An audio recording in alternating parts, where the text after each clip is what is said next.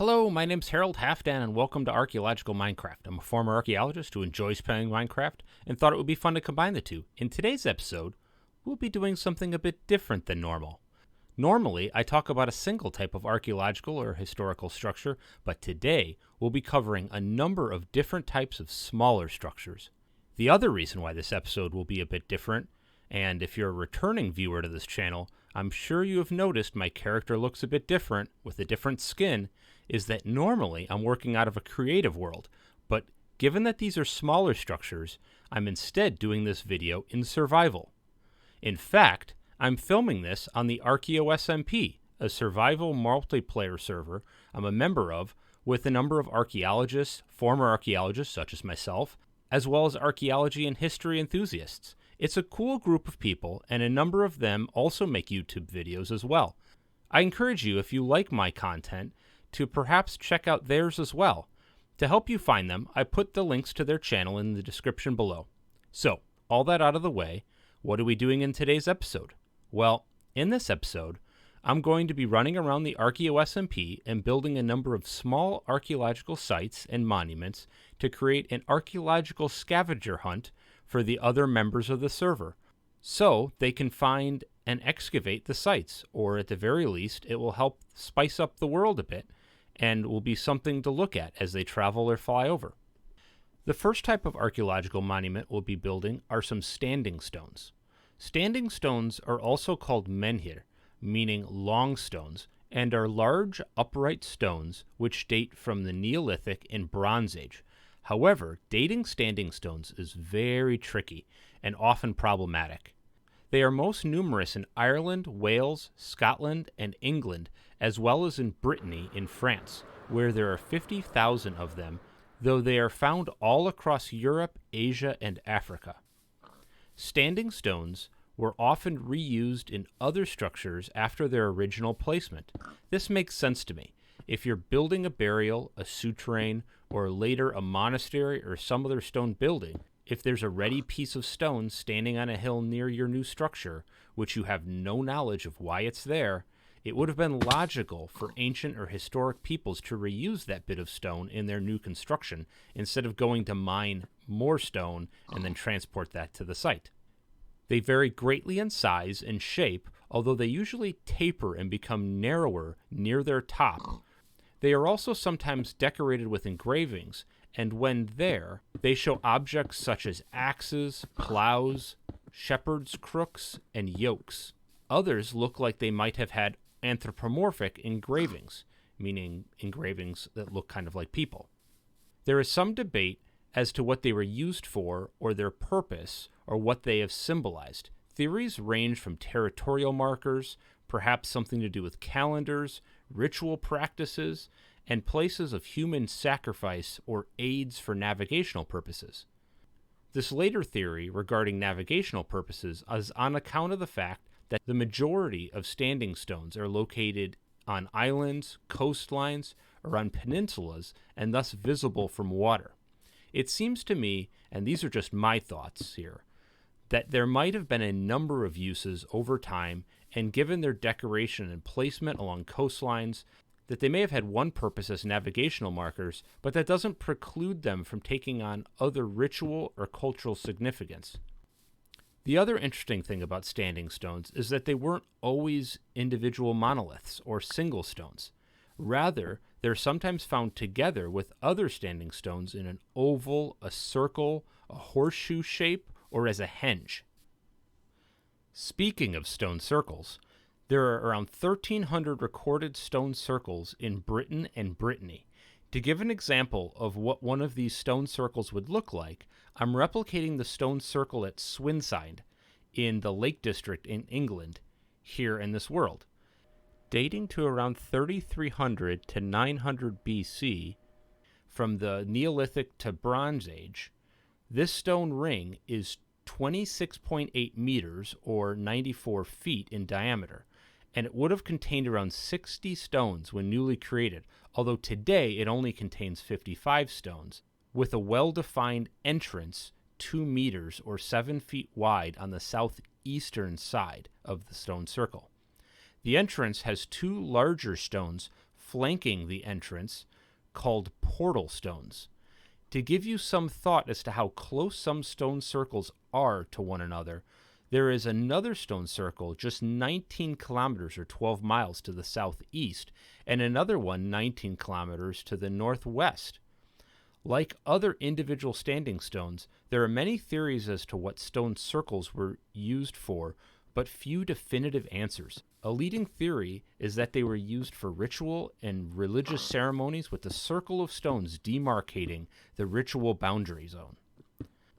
There are also theories that there might have been a shift from Neolithic or Bronze Age individuals building stone tombs to instead building open-air rings of stone, which would have been used for excarnation. Excarnation is a burial practice of leaving a body out in the open air where its flesh could be removed by scavenging animals. Then often those bones are then collected once the animals are done with the body and then put in a tomb. Speaking of burials, let's talk about a couple of different types of stone tombs and burials used during the Neolithic and Bronze Ages. The first one we're going to talk about is called a dolmen, otherwise known as a portal tomb. This is a single-chambered tomb made from 2 or more vertical stone slabs supporting a large horizontal stone slab over top. While they have the appearance of large stone slab tables or oversized stone stools today, back when they were constructed in the early Neolithic period, around 4000 to 3000 BC, they were sometimes covered over with smaller stones or dirt, which has now eroded away, leaving only the large megalithic stones behind. Each portal tomb looks a bit unique and with a slightly different structure, so if you're looking to build these in your own Minecraft world, I would recommend you Google some pictures of these structures and figure out what looks good in your own Minecraft world. There are portal tombs all over the world, but they could be found in their highest concentrations on the Korean peninsula, which accounts for 40% of known portal tombs to the tune of 35,000 tombs. Sometimes these portal tombs are placed in close proximity to one another, with 30 to 100 being placed close together. Others, in contrast, are placed on their own. Another structure we're building some of on the Archaeo SMP are cairns, spelled Cairns. Cairns were used all over the world and are man-made piles or small towers or stacks of stones used to symbolize a site for a specific purpose. Sometimes that purpose may simply be a navigational marker, a territorial boundary, or a trail marker, kind of like what we discussed when we were talking about standing stones, but other times a cairn was used as a marker for a tomb. Much like all the other structures we're talking about in today's video, this structure varied in size and no one site or structure looked like another. With cairns, though, this variety ranged to the extreme in its size and extent. Some cairns could be small piles of stones, while others, especially if they marked a tomb of an important ruler or individual, could be massive and may look like a small hill. An example of one of these large cairns is on the summit of Knocknarea in County Sligo in Ireland, and is called Maeve's Cairn. It's 55 meters or 180 feet wide and 10 meters or 33 feet high. It's believed to date to around 3000 BC and is believed to be a passage tomb. However, it's never been excavated by archaeologists. I'm not going to go into passage tombs in this video because I intend to go more in depth about that subject in a later video. Often found in conjunction with cairns are Cist Graves or Cist Graves, spelled C-I-S-T. I've heard it pronounced both ways, but I'll use the hard C pronunciation in this video. A kist, which shares its same root word as the word for cistern, is essentially a stone-lined coffin built into the ground where the body and grave goods of the deceased could be placed. Sometimes a kist grave is fairly small, square-shaped, and might contain an urn or some small grave goods, but other times they could be large and contain the body of the deceased in a rectangular-shaped long kist. The capstones covered in the kist grave could be massive, and when archaeologists excavate them, could take modern stone and earth-moving machinery to move those stones. A kist is often found associated with other monuments and in some cases appear to be added into those structures at a later date. So for example, maybe a cairn was built in the late Neolithic or early Bronze Age, but then hundreds of years later a kist might be inserted into that cairn. To me, this makes a lot of sense. Even with modern archaeology and all of the context and knowledge of history we have, these structures on the landscape are often a mystery. Now, imagine you live back in the Bronze Age. You would just know that someone in the past must have built the cairn and have no idea why, but you might easily come to the conclusion that they were places of power and importance. If you had the means, wouldn't it be logical to place your own kist grave, or one of your relatives, in that place of mystery and power? A place that perhaps you had heard of other people also burying their loved ones? Well, I hope you enjoyed today's video, where we recreated a number of different types of Bronze Age and Neolithic structures in Minecraft. I intend to make more archaeological sites in the upcoming few weeks on the Archaeo SMP, including a site featuring some Iron Age roundhouses, as well as the ruins of an Irish monastery next to a collapsed round tower.